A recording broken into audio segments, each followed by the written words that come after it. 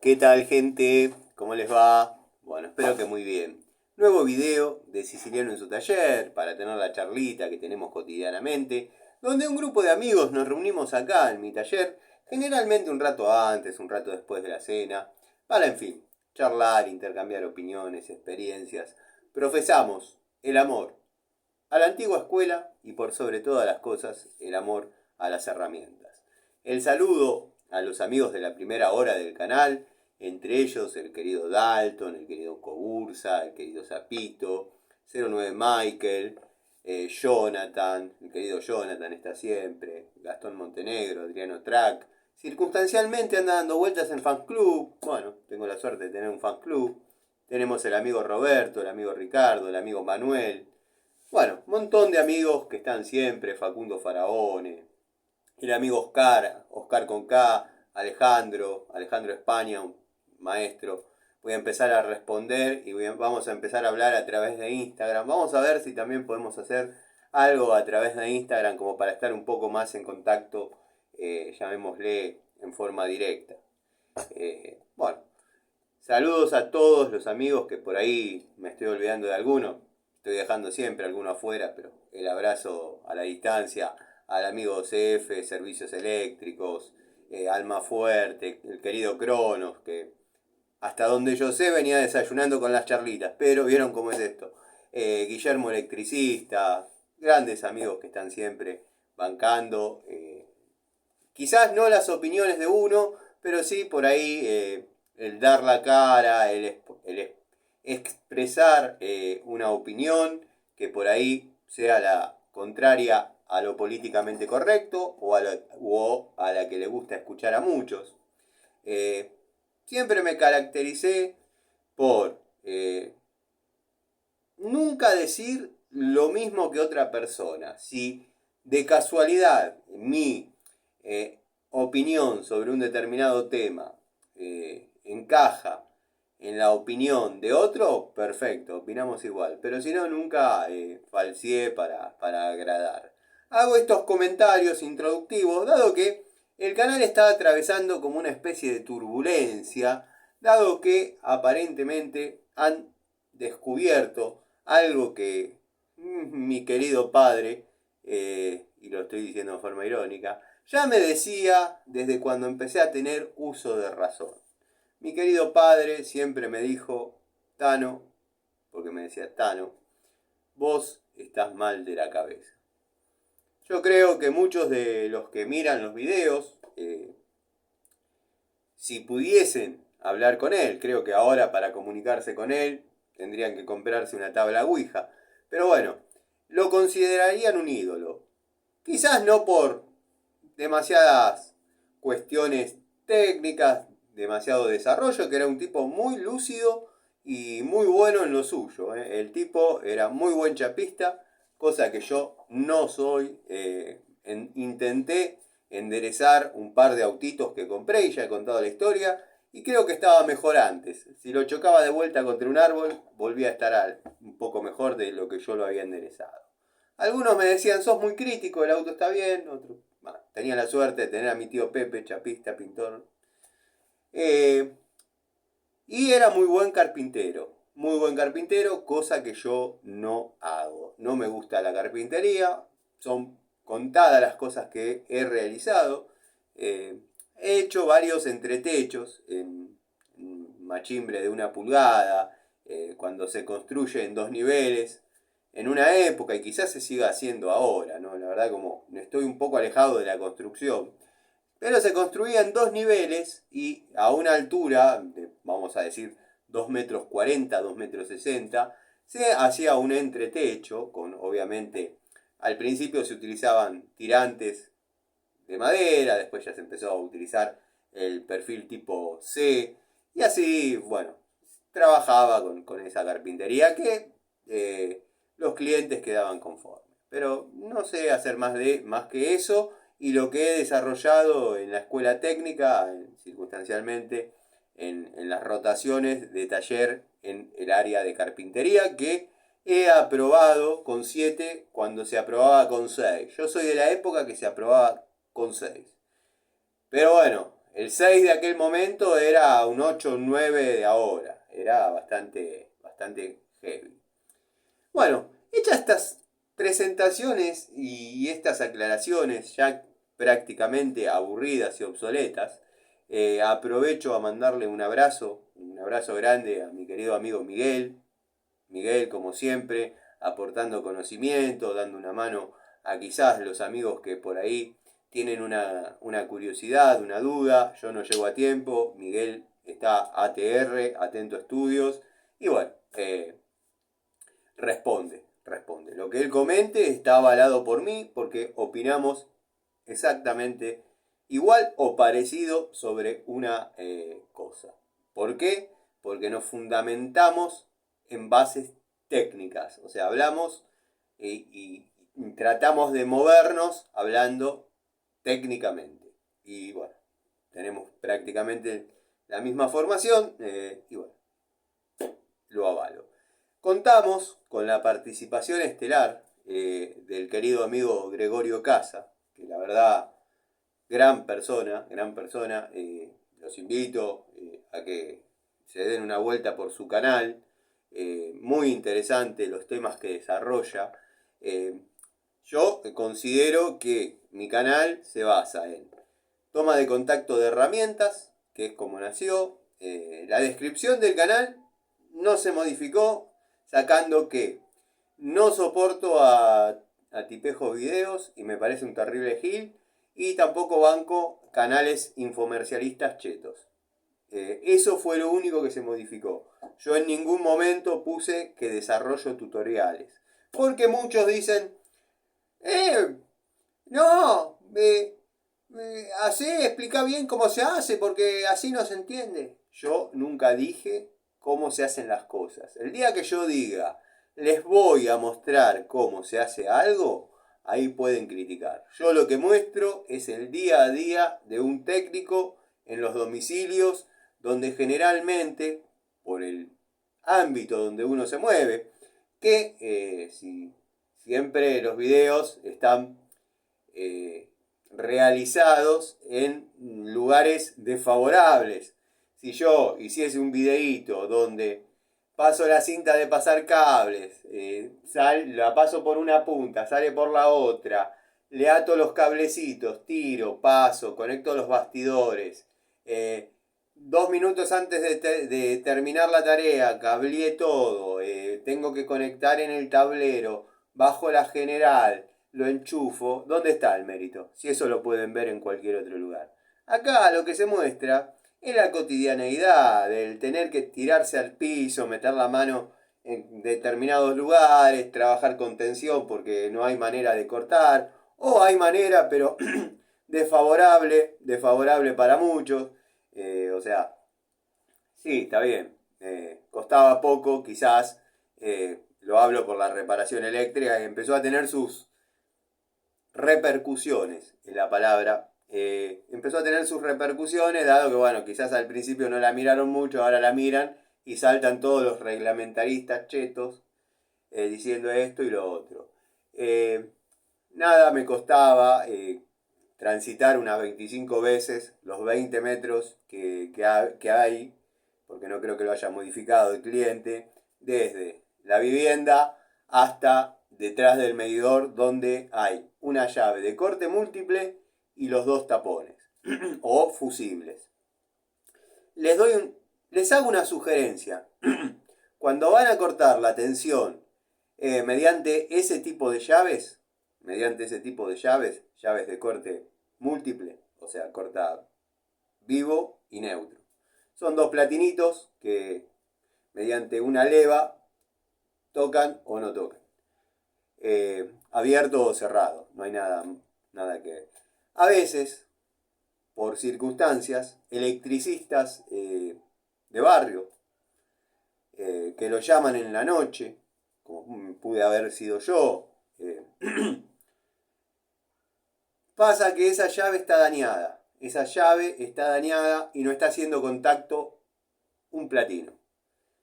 ¿Qué hacemos para salir del apuro, sacar del paso a un cliente? Trabamos ese peine, espero ser claro, ese platinito, ya sea con alguna hebrita de cobre, alguna arandelita, y lo dejamos haciendo contacto.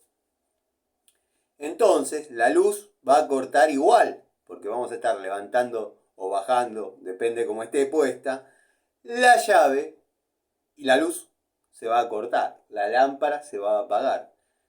Pero, si tenemos suerte, que ese electricista anterior que se vio en la obligación de hacer eso para sacar del paso a un cliente, y no lo volvieron a llamar para hacer el trabajo como corresponde, porque de esas tengo 25.000 para contar.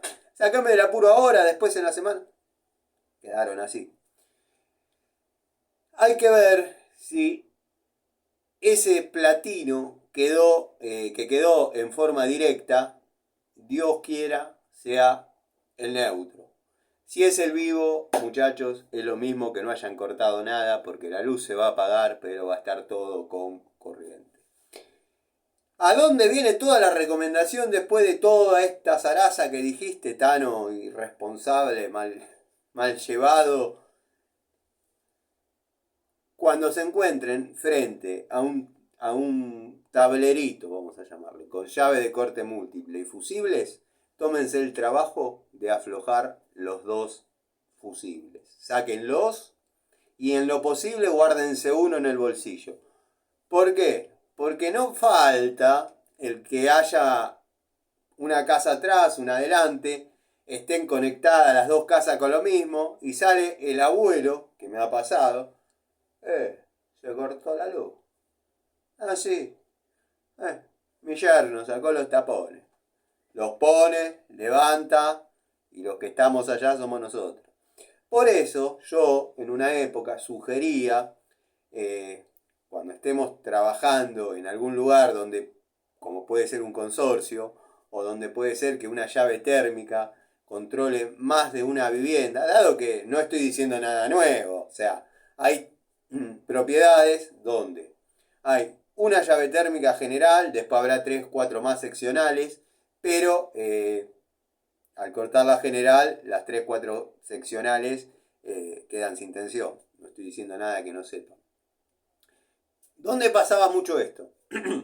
Una señora en la calle Nápoles, que me llama habitualmente para service, en el fondo de su casa, que era un fondo relativamente grande, hizo unas especies de, no les diría monoambientes, porque está lejos de las medidas para hacer monoambientes, o monoambientes. Habla bien, itálico, de la zona de Aedo. No le daba las medidas para hacer monoambientes, eran piezas. Se la alquilaba a los estudiantes de la Facultad de Morón. Me pidió que cada habitación, cada piecita, tenga su térmica. ¿Por qué? Porque todo lo que hagan ahí es calefaccionado, cocinado, lavado, todo lo que ustedes quieran mediante electricidad. Hay una parrillita, que yo le hice una derivación de un caño de gas, obviamente. Hay una parrillita en una especie de patio en el medio, que ya voy a subir fotos de eso, pues tengo. Y bueno, por ahí circunstancialmente, si los inquilinos el fin de semana quieren hacer algo a la parrilla, hay como una especie de parrigás, lo hacen ahí. Pero bueno, ¿a qué iba con todo esto? Porque me fui por los gajos y me falta, como cuando era en el curso, que me digan, disculpe, pero usted estaba hablando de esto, y le vuelvo y le termino la anécdota. ¿A qué iba con todo esto? Que al bajar la general, por ahí hay pibes estudiando que están en su mundo, les estoy hablando de 7 u 8 piecitas.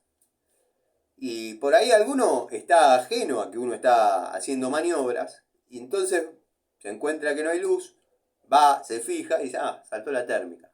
La levanta, nosotros estamos con los cables en la mano. En mi caso, mucho no incide, pero una cosa es estar trabajando, y esto grábenselo bien en la cabeza. Una cosa es estar trabajando consciente de que hay línea en el circuito, de que hay tensión en el circuito, y otra es que nos sorprenda la tensión en el circuito. Espero ser claro. Entonces va el estudiante que no entiende nada, dice, se saltó la térmica, la levanta y nosotros estamos con los cables en la mano. Entonces, ¿qué hacíamos en la antigua escuela? Agarrábamos un cablecito, hacíamos un puente y lo poníamos a la salida de la termomagnética. Entonces, por más que intente levantar, le iba a saltar siempre. De todo esto que hablé, en forma seria, criteriosa, les dejo dos sugerencias. Cuando se encuentren frente a un tablero primario, lo que venga después es secundario. Cuando se encuentren frente a un tablero primario que esté conformado por llave de corte y fusibles o tapones, saquen los tapones y uno llévenselo ustedes. Es mi consejo, mi sugerencia. Y cuando estén trabajando en un lugar donde varias viviendas, varias piezas dependan de una sola llave térmica, emulen un cortocircuito con un cablecito. Déjenlo puesto ahí. Total, no van a andar sacando el... Y no... esta es la época que venían con... Había un candado. No me acuerdo si ya le empezaba a sacar mano. Sí, creo que sí, no sé. O capaz que todavía en esa época hablábamos. Que fue donde me empezó a bloquear. El gilazo que ya todos conocemos, de sombrerito y cara de virgen, que pone cara de loquito en las miniaturas, que me gustaría que me mire con esa cara frente a frente. Estás más caliente que de costumbre. Y sí, me caliento. No me caliento, me fervorizo un poco y bueno. Pero todos sabemos de quién estábamos hablando. Había empezado a promocionar un candado para evitar que levanten las térmicas, qué sé yo. La cosa que el candado era una cosa así. Una cosa así. Yo me acuerdo, tengo que hacer memoria por cómo vino la cosa, porque después de eso fui bloqueado. La cosa que el candado venía con una llave, que no sé, todo, era como para que no te roben la moto, una cosa así. Me he agarrado con suscriptores de él, bardeándonos, que bla, que la seguridad. La cosa es que un sapo así, que le ponía el tipo a la termomagnética para que nadie la accione, se podía accionar igual. con candado y todo se podía accionar igual. Tengo que recopilar, si pudiese verlo, ¿no? Ese material, que creo que fue el quiebre, donde el tipo ya dijo, lo voy a bajar, y bueno, ahí empezó, creo, que nuestra enemistad, sumado a que siempre fue un hit, para los que preguntan, y estoy hablando de sombrerito, del calvito, después ya conocen la historia, no tengo demasiado que agregar. Por ahí no me molesta, porque bueno, cada uno vive su realidad, pero recibí algunas críticas por comprar una Pico del Oro Watfow. A mí me gusta, hoy la estuve usando. No quiero anticipar nada, porque si no van a decir, como la compró tu amigo Gregorio, vos ahora la ves estupenda, la Pico del Oro. Estoy haciendo las mismas pruebas que hice con todas. Por ahora no voy a decir nada. A mí me criticaron por comprar una Pico del Oro Watfow. Plata que salió de mi bolsillo, legalmente, comprada por mí, para, si les sirve, la compren, la utilicen. Si no les sirve, no les gusta, no la compren. Si no sirve, decir, muchachos, no sirve. Me critican por comprar una Pico del Oro Watfow con mi plata. Al tipo le regalan las cosas. Les está vendiendo humo, les está vendiendo basura por algo bueno. Y es un ídolo, es un capo, es un maestro. Y siempre vamos a caer en el tema de Renucci. El tema de Renucci, si ustedes se fijan, todas las revisiones que hay de esa llave son todas del estilo de él. Ninguna se puso a trabajar con la llave. Ninguno se puso a trabajar con la llave. Pero bueno, listo, ya está. Me descargo un poco, porque bueno, hay que leer también algunas pavadas que por ahí uno si estaría frente a frente. Si uno estaría frente a frente, hay que ver primero si se animan a decirlas. Y segundo, hay que ver con el tono que la dicen. Entonces también tendrían que escuchar una respuesta. No me la doy de pesado, como dicen varios, por mi pasado, bla, bla, bla, bla. Pero de todos los que sugirieron que iba a haber alguna cosa, no, los estoy esperando todavía. Pero bueno, nada, cosechando amigos. Y estos son los ataques de ira que me mencionó. No me acuerdo que parece que este no es psicólogo, porque vuelvo a repetir, el psicólogo oficial del canal es el licenciado Frilo 6095 y lo van a conocer rápidamente porque su logo es una S verde. Usa ese seudónimo porque, bueno, debería ser responsable inscripto, ahora parece que ampliaron la categoría del monotributo, ahora va a estar más tranquilo, pero si no, él tiene su nombre. 6095 es su número de matrícula o de licencia. Pero que sea claro. Yo les traigo cosas de calidad. Bueno, otro tema que creo que me vienen a cargar ya, porque bueno, la verdad. El amigo Lorenzis en YouTube, siempre da una descripción acertada de lo que es llevar una herramienta al extremo, a la rotura, al límite. Producto de su vivencia en el campo. El campo es así. Una tenaza sirve de masa, sirve de pinza, sirve de llave tuerca. Yo he contado mi paso por el norte. Si no, bueno, lo vuelvo en algún momento a charlar.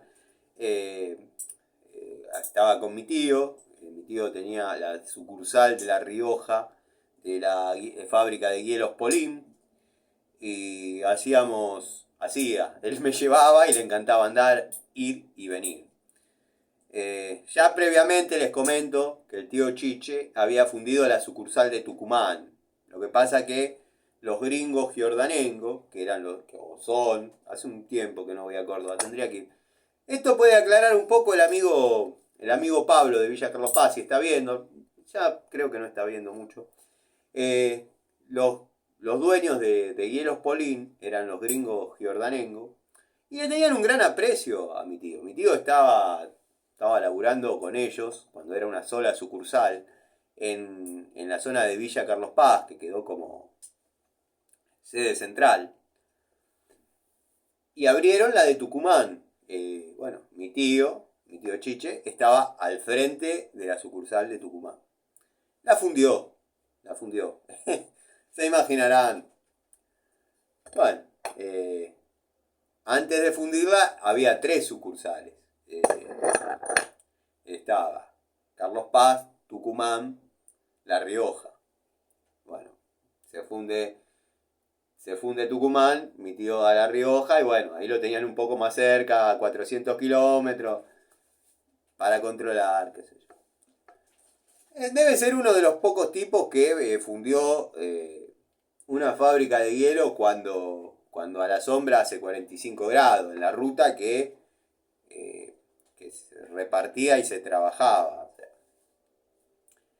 Pero bueno, el tío Chiche era así. ¿A qué iba con todo esto? A veces, porque mi tío sostenía la teoría de que donde haya más de 30 grados de calor tenía que haber una heladera. Por ahí nos encontrábamos en un pueblo que ni siquiera aparecía en el mapa, no, ni GPS, ¿qué es eso? ¿Qué era el GPS? No sabían lo que era una tele. Una vez me bajo de la camioneta en un pueblo a comprar unos sándwiches de milanesa. Y hay un chiquito de estos, chiquito. Y claro, sociable. Y yo, bueno, no tenía mucha familiaridad con los chicos, pero bueno, hola campeón, hola muchachito, le digo. ¿Hace calor? Sí. Y le digo, antes de salir, en la tele decía que hoy iba a ser 46. ¿Qué es Teledón? Me dijo. Imagínense si existiría el GPS. ¿Qué GPS? Bueno, a lo que iba, que por ahí, miren hasta dónde me fui. A lo que iba, que posiblemente me he encontrado en muchas situaciones, teniendo que ir a hacer, yo era el técnico, si bien no soy técnico en refrigeración, no hago refrigeración, pero el tío dijo, vos sabés soldar, sabés de electromecánica, sabés de esto, sabés del otro, arreglás las heladeras y se acabó. Listo, tío. Miré un par de cositas y hacíamos las heladeras. Me he encontrado arriba de una montaña, en un lugar inhóspito, donde quizás en un mes que se pegaba la rotación, se hayan vendido como mucho 2 bolsas de hielo. Pero bueno, el tío tenía esa teoría de que donde haya un lugar inhóspito va a haber una heladera de hielos polidos. Y muchas veces me he encontrado sin herramientas, sin posibilidad de comprar, sin posibilidad de pedir prestada.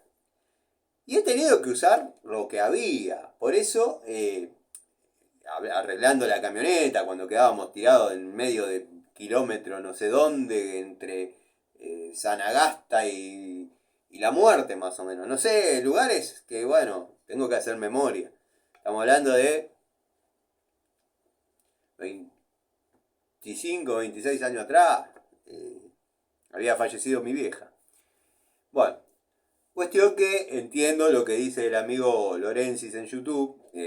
Describe que el padre en su máquina tenía varios tubos agua. Y bueno, les daba muy buen resultado. Cosa que yo sostengo que es así.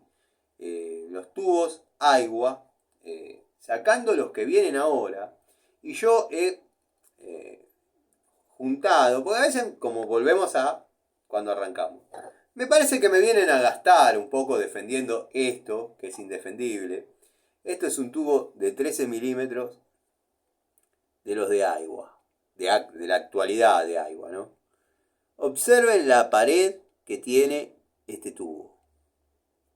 Observen la pared. No tengo el calibre a mano si no lo medíamos, pero llega a 1,5 milímetros entre la cara del hexágono y la circunferencia del tubo. Encastre 1/4, la litografía, 13 milímetros. Hay unos que forman parte de este mismo juego que ustedes ponen la tuerca acá, y no llega a entrar toda dentro del tubo. Le falta profundidad al hexágono. Uno me decía que el destornillador de 1/4 jamás se le rompió. Díganme, yo lo agarro acá en la morsa, hago así, lo rompí, no lo rompo porque jamás voy a romper una herramienta a propósito. Pero, ¿quién me puede decir que esto es irrompible? No sean malos. Yo sé que muchos me quieren pinchar, me quieren hacer calentar, pero déjense de joder. Esto no sirve. Es más, pedí una cajita a los amigos de la bulonera, que me va a llegar, la voy a pagar, no es que me la van a regalar. Es más, me dice, esa porquería, ¿querés? Sí. Bueno, voy a ver si te la puedo conseguir. Si no, tengo que esperar que venga el distribuidor de herramientas genéricas, que ya he contado varias veces, que me trae pinzas, para compararlos con los verdaderos Aiwa, los de la década del 70 y la década del 80. Yo de esas cajitas tengo. Las he mostrado, las utilizo. ¿Están impecables? No, están usadas. Tengo una flama, que me gusta tenerla. Pero no me vengan que esto es esto. Este es el destornillador de 1/4 que traía la caja Aiwa. Este es un destornillador de 1/4 que viene con ese blister. Observen la diferencia. También lo pueden encontrar en este tipo de presentación, amarillo.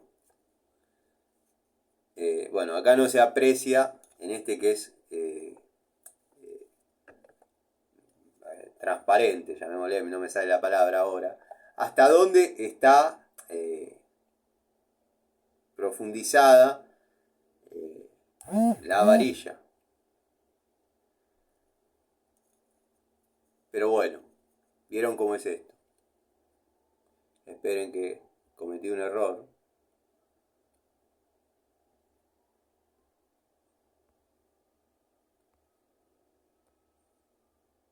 Me había olvidado de poner modo avión. Espero que se siga grabando, porque yo ¿ven? ¿Se dan cuenta? Uno viene entusiasmado, desarrollando, me suena el teléfono con una...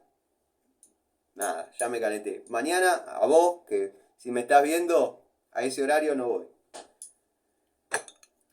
Bueno. Observen hasta dónde entraría lo que sería la varilla de un cuarto. No me pueden decir que esto les duró toda la vida, como me dicen, dejen de joder. Este es el destornillador de un cuarto que traía la caja, que verdaderamente habla el amigo Lorenzis. Esta es la llave Crique, que ya la mostré anoche. Y lamento no tener el calibre acá. Lo dejé en el taller para que Jorgito saque unas mediciones, porque necesito un calibre de 250 milímetros, tal de 150. En lugar de llevar uno y traerme el otro, me quedaron los dos allá. Bueno, ahora salgo de acá y lo voy a buscar. Pero lo tendrían que poder palpar el peso de esta llave con esta llave. Vamos a sacarle esto para que no parezca tan cheto. O sea,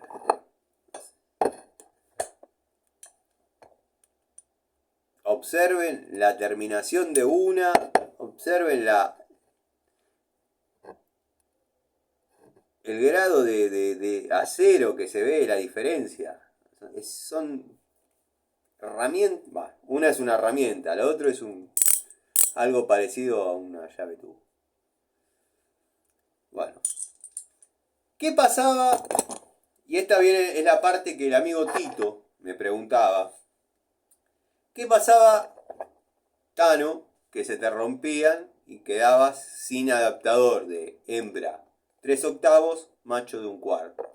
Bueno, yo, como tantos otros, pero lo hacía yo sin haber visto a otros, yo agarraba, esto está hecho por mí, soldado por mí, en el año 95. Esto es una hembra de 3/8, que acá tenía el machito de 1/4.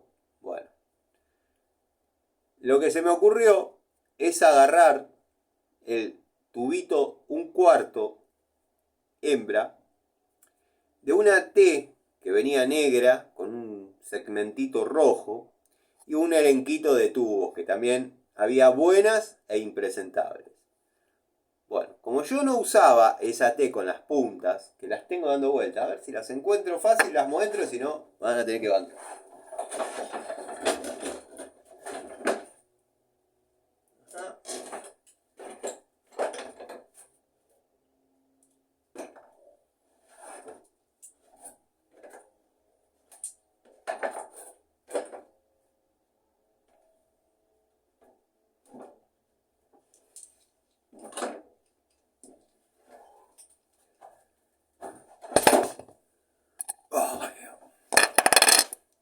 Bueno, esa T que les comento, que yo utilicé, y ahora no lo veo acá, utilicé la hembra 3/8 con el tubo hembra que venía con esa T, y tengo que tener una dando vueltas, lo que pasa que ahora no sé dónde está. Pero esa era a modo recuerdo, la tengo. Bueno, ya va a aparecer y después haré otra charlita. Y con el hexágono 1/4 a cuadrado de 1/4 me hacía el adaptador para poder utilizar los tubitos de 1/4. Si no, al momento de romperse el destornillador indestructible, Creo que el único que puede no romper estas herramientas, salvo que el tipo diga, bueno, sí, la voy a romper y le ponga 1,5 metros, no es necesario que le ponga 1,5 metros, con la mano, si considero que es un tipo que tiene fuerza, la rompe. El único que puede no romper esta herramienta es Larry. Es así, el infomercialista no te la rompe, te va a arrojar los mismos resultados. Esta, o que una Stanley que tengo, o que una SK que tengo, o que una Baco que también tengo. Pero ¿qué pasa? Una vez que se rompía esto, quedábamos con los tubos de 4 a 13, que era como venía, sin poder usar. O sea, el 90% nos quedaba inutilizado. Después venía 16, 14, 16, 17 y 19 en 3 octavos, el sacabujía de 3 octavos y algunas pulgadas. 9, 16, 5 octavos ya no venía, pues venía el sacabujía, que era 5 octavos. En algunos, de un poco de mejor calidad, y eso denota la época, que es de la época de esto, venía con tubos de 13, 16, o sea, para bujías grandes. Pero bueno, al quedar inutilizado el destornillador, ¿qué había que hacer? O utilizar simplemente la llave crique con el reductorcito, el hembra 3 octavos, macho 1/4, que ya se había roto al primer intento de aflojo de una tapa de cilindro de ciclomotor, chao, se te reviró mal, se te partió. Entonces yo me fabricaba estos adaptadorcitos. Está así desde el año 95. Y ha trabajado, Miren que antes no tenía las posibilidades de ahora. No es que no. Esto era recuperar lo que se podía, e incluso he hecho pulones no tenía moladora, lo he llevado a Lima, después bueno, por ahí me llevaba los fierros al colegio, los trabajaba ahí. Estamos hablando de los comienzos, pero he realizado llaves T con cuadrante de 1/4, como hemos hecho tantos, para poder utilizar los tubitos. Bueno, esto está hecho con todo lo que se iba rompiendo. Yo había armado un adaptador para 1/4 a 3 octavos. Y poder seguir utilizando todos los otros tubitos que traía la caja. Además, daba la posibilidad de poder usar el prolongador, no sé si está dando vuelta, que hasta en eso se nota la diferencia de calidad de uno y otro. Tenía ganas de comparar todo, pero no daba. Estaba esperando conseguir la caja esa de Iowa. Que me daba, no corresponde a ninguno de los juegos esos. El adaptador que traían esos juegos es de 3 pulgadas. Este es de 6. Pero bueno, teníamos la posibilidad de utilizar un tubo chiquito de 1/4 con un prolongador de 3 octavos. El amigo Tito, que era quien formuló estas preguntas, me decía, ¿y qué hacías con los tubitos rotos? Bueno, yo me fabriqué llaves T cortas y largas en milímetros y en pulgadas. Tengo estas acá a mano. Están así desde el año década del 90. Que es algo que cualquiera haría, cualquiera hubiese hecho, pero está desarrollada, pensada, ideada por un chico que no se lo enseñó a nadie. Ese chico era yo. Y bueno, era una varilla lisa, de 8 milímetros, a la cual no solo lo soldé, sino que le hice el cuadrante de 1/4 y después lo soldé. Estas T han trabajado un montón.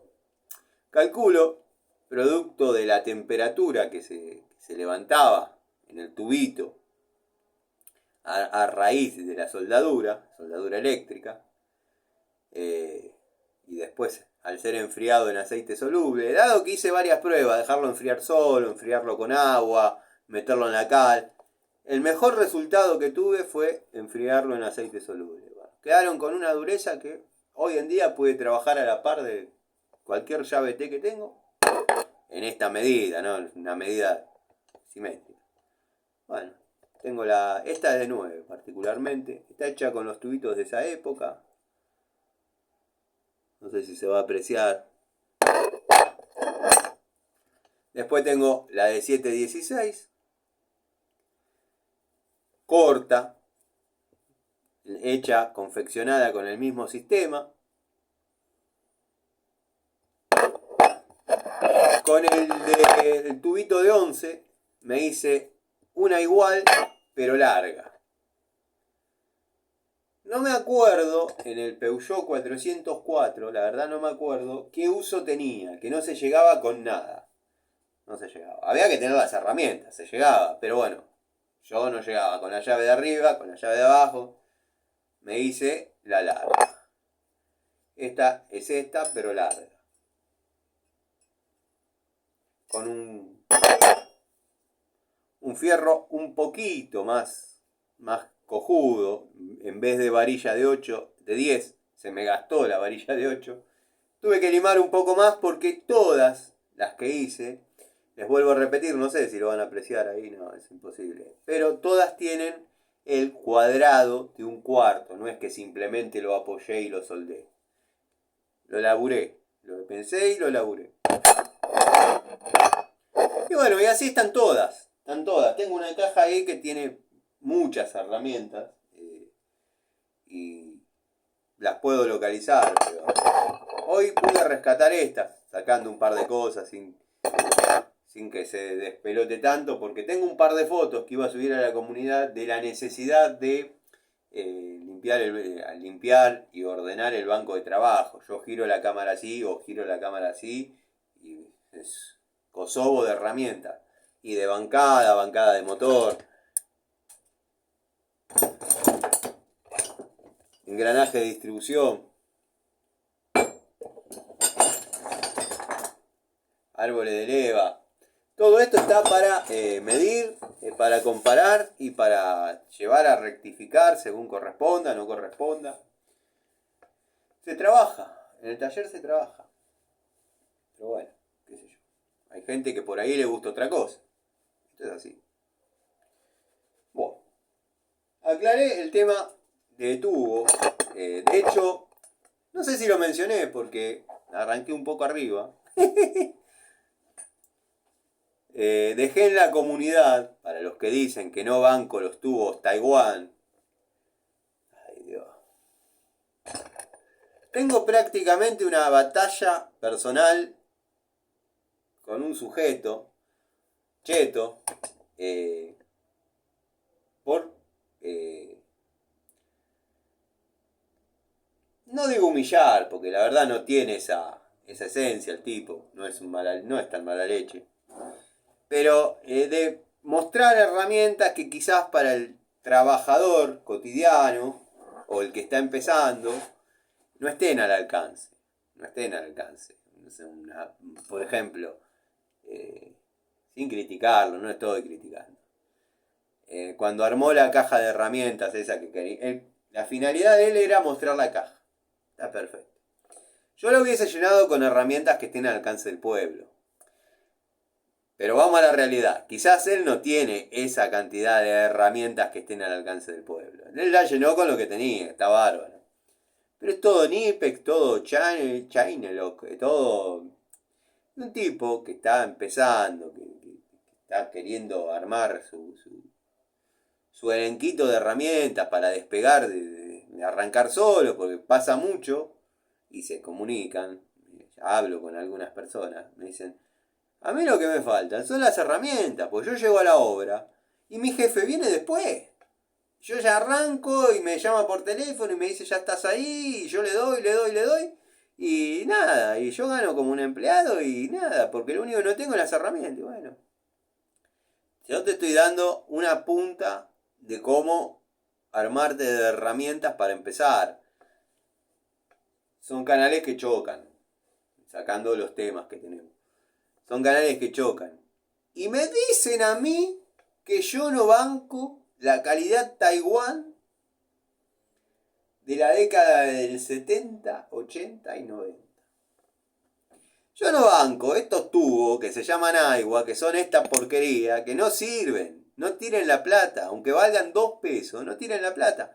Porque se van a ver en la obligación de hacer esto. Pero van a tener que tener tiempo, ganas, máquina de soldar. Y bueno, nada, qué sé yo. Yo banco a las herramientas Taiwán, banco a las genéricas. Saben cómo es la esencia del canal, cómo es el espíritu del canal. Y esto iba a que dejé en la comunidad una foto con todos los tubos Taiwán, encastre 3/4 y 3/8. En su mayoría, el 90% son todos Taiwán. Porque quería completar algunas medidas y metí algún Inafor, creo. Para serles bien sincero. Porque tenía pensado hacer un tablero de tubos en una época. Pero nunca me acostumbré a los tubos en tablero. Siempre los tubos los tuve en caja o en batea. Por ejemplo, esta. Estas son unidades que quedaron afuera de la caja de herramientas SFI, herramientas que trabajan. Vieron que hicimos la caja, qué sé yo. Bueno, esas son unidades que me quedaron afuera. O sea que tendría la posibilidad de hacer otra caja más. Pero ¿qué pasa? Si yo me pongo a ver que ahí me falta, no sé, vamos a decir un ejemplo. Un 16. Y ya me voy a comprar un 16, después me voy a comprar y digo, bueno, ¿hasta cuánto querés llegar? Y vamos a hacerlo hasta 22. No, pero 22 no, tiene que ser hasta 24. Ah, pero estamos ahí nomás de 26. 28, 32. Terminamos armando de día 32 otra vez. Cosa que me encanta. Pero cuando me subo al objetivo de comprar las herramientas, y bueno, después ya uno empieza y se entusiasma. Y nada, se puede trabajar con lo que hay. Sacando los juegos. Estoy muy acostumbrado a que los tubos estén en cajas y no en tableros. Por la cuestión de que no compraba juegos, yo compraba uno. Hoy necesito desarmar esto, bueno, un tubo de media. Por ahí compraba 3. Dame un 10, un 11, un 13. Bueno, ya estaba más cubierto. Después el 17, compraba uno pues ya era más caro. El 19. El 8 y el 9. Que el 9 era decir, lo tengo que comprar para que esté, pero no se usa casi nunca. Y así. Otra de las llaves de similares características. Esta es un poco más. Esta es esta. Esto lo que le da una relativa vista es esta especie de empuñadura. Bien de la década del 90. Pero no de la década del 90 buena. Pues tengo de estas que van. ¿Qué es esto? Esta era la misma llave que esta. Esta viene con este moleteado que le dieron prácticamente hasta arriba. Y pasaba esto. ¿Ven? ¿Se dan cuenta? Estas, las que tuve, que no eran fieles, que las vendían hasta en el tren, las terminaba soldando acá. Entonces quedaba una llave fija para poder apretar y aflojar lo necesario. Esto es encastre media, obviamente. Bueno, creo que más o menos abarcamos un poco de tema de herramientas, un poco de historia. Estuve viendo el video del amigo Gregorio, destornillador caído. Estuve viendo llave caída. Tenemos que ordenar el banco. Estuve viendo el video del amigo Gregorio sobre parálisis del sueño. Si bien quiero que sepan que yo no sufrí de eso, no sufro de eso, me resultó muy interesante. Yo tuve una pareja que sufría de parálisis del sueño. Ella estudiaba arquitectura. Bueno, se asustaba porque en esos estados, en esos estadios. Yo siempre la definición mía más rápida, desde mi ignorancia, es que se despierta primero el cerebro y después el cuerpo. Siempre dije lo mismo.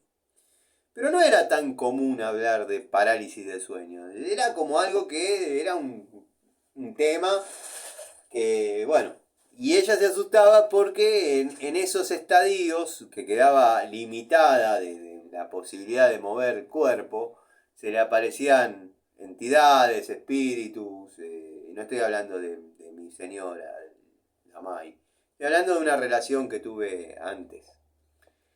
Y bueno, nada, sufría de eso. Pero a raíz de la experiencia contada y vivida, 100% real por mí, se ha hablado mucho de lo que es eso, las parálisis del sueño, y lo asociaban a trabajos de magia negra. Y en un comentario leí algo que me pareció acertado al pensamiento este. No es mi idea, pero es lo que más o menos refleja lo que muchos dicen, que es que se te sentó el muerto arriba. Muchos decían eso, que cada vez que no podían mover el cuerpo, producto de la parálisis del sueño, es porque, bueno, una entidad te estaba como molestando. El amigo Gregorio desarrolló un muy lindo video, muy interesante. Él considera que le falta algunos datos científicos, que es muy básico, pero a mí la verdad me gustó escucharlo porque cierra algunas ideas que yo tenía, quizás en un léxico un poco más bruto y desde una, obviamente, inexperiencia. No conozco de medicina y menos de neurología. El amigo sabe. Sí, es verdad, siempre lo dije yo, no es que lo inventé ahora ni nada. Está desde el primer video y creo que en alguno lo conté. Yo sufrí de sonambulismo de chico. Tendría la edad de mi nena, la más chica yo. Y cuando se queda a dormir en mi casa, yo la escucho que habla dormida. Eso lo hablé un poco con la madre, por la duda, para que, bueno, no tenga que sufrir quizás lo que sufrí yo, sea hereditario o no lo sea, no sé. Es una nena completamente sana, lúcida, muy buen promedio en el colegio, no entre por ahí. Pero bueno, esto quizás no lo tendría que haber dicho, pero bueno, yo sufría de sonambulismo. Y de esto, bueno, podría dar fe mi hermana, podrían dar fe un montón de personas que lo supieron. Y no hasta chiquito. El amigo Gregorio en un momento dice que se paraliza una parte del cerebro que es la que evita que el cuerpo lleve a cabo, si no interpreté mal, sé que no lo estoy citando textual, pero se paraliza una parte del cerebro que es la que no lleva a cabo lo que uno está soñando o pensando. Por ejemplo, él dio un ejemplo que justo era el mío. Parece mentira. Dice, si vos estás soñando que boxeás, no vas a tirar piñas. Bueno, yo más de una vez, estoy hablando de mi adolescencia, yo vivía con mi vieja, con mi abuela. Mi abuela dormía en su habitación, yo tenía la habitación contigua, las paredes, era la pared divisoria de las dos habitaciones. Y más de una mañana me ha dicho, ¿con quién te peleabas anoche? Porque estabas tirando abajo a golpes la pared. Y coincidía con el dolor que yo tenía en mis manos. O sea que durante la noche le daba a la pared. Me dice, no, creencia de vieja. No, te voy a hacer una cruz de ruda, te la vas a poner debajo de la cabeza, debajo de la almohada, para dormir más tranquilo. Porque a mí no me molesta, incluso mi vieja dormía muy pocas horas, una mujer fuera de serie. Yo me despertaba todos los días a las 6, ya tenía el techo, se desayunaba lo que era una cuadrada, lo que no sé si hoy se conoce como cuadrada, era un pan cuadrado, tipo librito, pero no era con las dimensiones de los que por ahí se pueden encontrar. Era un pan importante con todos agujeritos como si fuese pinchado con un tenedor. Desayunaba eso. Ella estaba siempre muy atenta y con el sueño liviano. Entonces esos golpes que yo pegaba, quizás la despertaba. Las manos me dolían, ¿eh? Coincidía perfectamente. O sea que evidentemente alguna falla, que yo siempre se la atribuí a problemas emocionales. Mi infancia fue muy complicada, con muchas carencias, muchos malos tratos, mucha violencia, mucho desprecio. No me importa lo que digan acá, que esto, que lo otro, que yo sé mi realidad. Me gustaría que ningún chico pase por lo que yo, porque bueno, no está bueno, no está bueno. No se lo decía nunca a ningún chico, y mucho menos cuando uno ya es padre, hace años, quiere pensar que un chico sufra eso. Pero bueno, yo cuando sufrí el sonambulismo, me acuerdo que la Ponderosa era muy fría. Pero cuando digo muy fría, era llevarse un vaso de agua para tomar durante la noche y que se le haga como una especie de cristal del frío. Y teníamos dos frazaditas que no abrigaban a nadie. Es el día de hoy que yo duermo con 5 o 6 frazadas. Después me destapo en la noche, pero yo necesito sentir el peso de la cobija sobre mí. Y no sé, me ha pasado en las dos oportunidades más marcadas.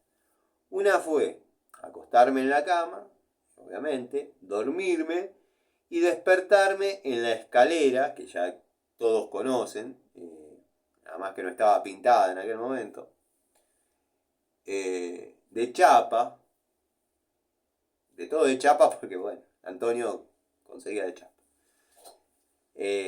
Despertarme con el frío en la espalda de los escalones. ¿Por qué? Porque me había ido a dormir a la escalera. Y si hacía frío, imagínense lo que era la chapa. Bueno, volví a la cama, que ya estaba hecha nuevamente. Ya estaba hecha nuevamente. Y me acostaba. Parece que no, pero todo ese frío absorbido me hacía sentir como que la cama donde me volví a acostar estaba mucho más cálida que la primera. No sé si me explico en esto. Capaz que estoy hablando desde la ignorancia, desde la ignorancia, pues son temas que no manejo. Yo me acostaba, tenía frío, dormía con frío, me quedaba dormido, me despertaba circunstancialmente, vamos a decir, a las 2 de la mañana, a las 3 de la mañana, no sé, pero era madrugada, sobre la escalera, congelado de frío, congelado, temblando, tiritando. Volvía a la cama. Yo sabía que algo estaba mal, no hacía ruido, culposo de la situación. Volvía a la cama. La cama ya estaba hecha nuevamente. Me tapaba y producto de haber absorbido tanto frío, es como que esa cama era el doble de cálida. No sé si me explico. Pero bueno, esa fue una de las experiencias que me acuerdo. Tuve otra de iguales características. Había un sillón que se rebatía y se hacía cama. Yo había empezado a dormir en ese sillón. Había empezado a dormir ahí cuando chico. Y se había empezado a romper el cuero. Me acostaba en la cama. Me desperté en el sillón. ¿Cómo me doy cuenta? Lo cuento y siento, tengo la sensación de lo que estaba queriendo hacer. Sentía frío, pero sentía que estaba sobre algo blando. Y me estaba queriendo meter entre el cuero entre la cuerina y la goma espuma del sillón. Cuando me despierto y me doy cuenta de lo que estoy queriendo hacer, vuelvo a la cama. Esas son dos situaciones puntuales de sonambulismo que tuve de chico. Y la tercera, que fue la más movilizante y la que quizás me generó más miedo en aquella época, porque tampoco lo podía hablar con mis padres. Ya decían que estaba loco. Sin saber esto, imagínense con el resto del prontuario. Me acuesto a dormir y me despierta la humedad que reconocí rápidamente de qué se trataba. Era la humedad del césped cuando está el rocío en los pies. Me desperté. ¿Dónde estoy? Calzoncillo. Amaneciendo. Me desperté a 3 cuadras de la Ponderosa, donde ahora ya la corrieron del lugar, pero había una parada de colectivo, el 166. Y bueno, tenía que volver a la Ponderosa. Yo lo único que rogaba es que ya haya sido un horario que Antonio ya haya ido. Antonio ya se había ido porque se iba muy temprano, prácticamente de noche. Ahí ya estaba aclarando. Entonces, bueno, no sé cómo salí. Quizás abrí la puerta. La llave en la Ponderosa nunca se dejaba puesta, se dejaba sobre la mesa. Y había un pasador. Yo intuyo que salí por la puerta. Habrán pensado que se olvidaron de cerrar. En esa época no se preocupaba mucho uno si la puerta estaba abierta o cerrada. Se cerraba. Pero las casas no tenían rejas tan altas. Las puertas se cerraban circunstancialmente con llave todas las noches, pero no había problema si alguna vez quedaba abierta. Por ejemplo, el taller que tengo con mi amigo Jorge, que era el taller de Antonio, rara vez se cerraba la puerta y estaba lleno de sus cosas. Pero bueno, tenían que saber que ahí adentro había determinada cuestión. O sea, era otra época de seguridad o inseguridad. A eso iba. Pero después, para volver, porque ya la puerta estaba cerrada, tenía dos opciones. O golpear la puerta e iban a saber mi secreto, o entrar por la ventana. La ventana tenía unos fierritos, que uno era largo, otro era medio, abajo otro largo, abajo y abajo. Yo pasaba por entre los fierros, o sea, si me pasaba la cabeza, me pasaba todo el cuerpo, abría la hoja, que hacía... Trataba de que ser suavecito, mandaba la cabeza y caía en el piso del comedor. Bueno, de ahí a la cama era 5 minutos. O sea, subir la escalera y estar ahí, 5 segundos, quise decir. Si hubiese sido las vacaciones, me hubiese tenido que levantar. Si no hubiesen sido las vacaciones de invierno, me hubiese tenido que levantar y hubiesen notado que no estaba en la casa.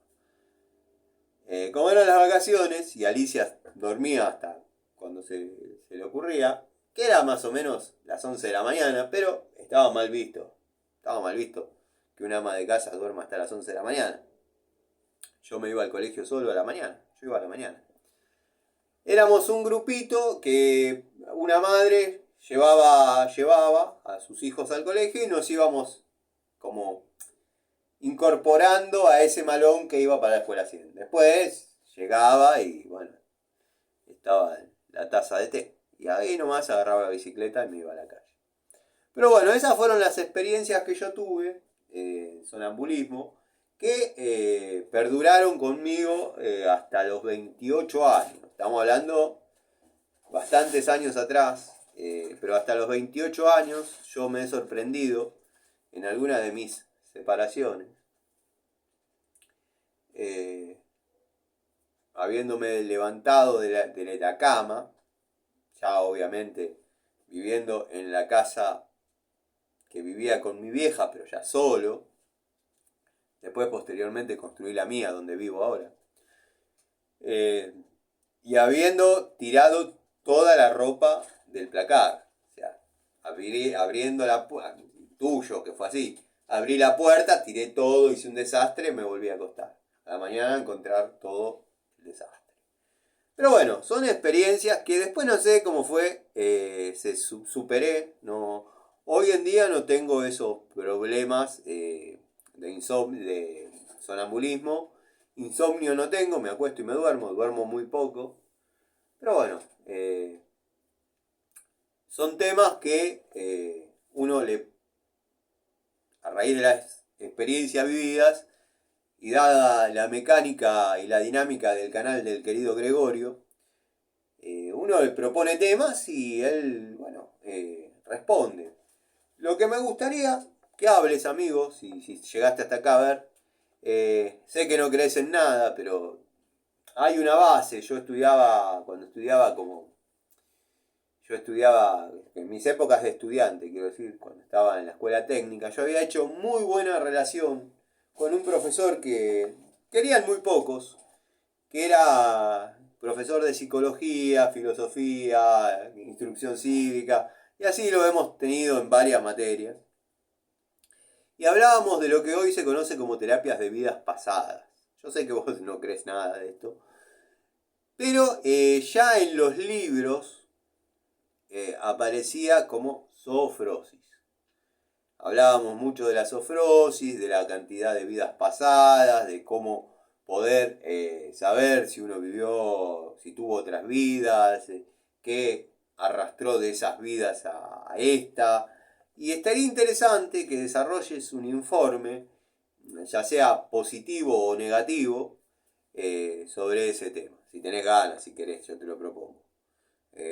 Porque puede ser interesante, puede que muchos estén queriendo preguntar y por ahí no se dan cuenta que podés tener la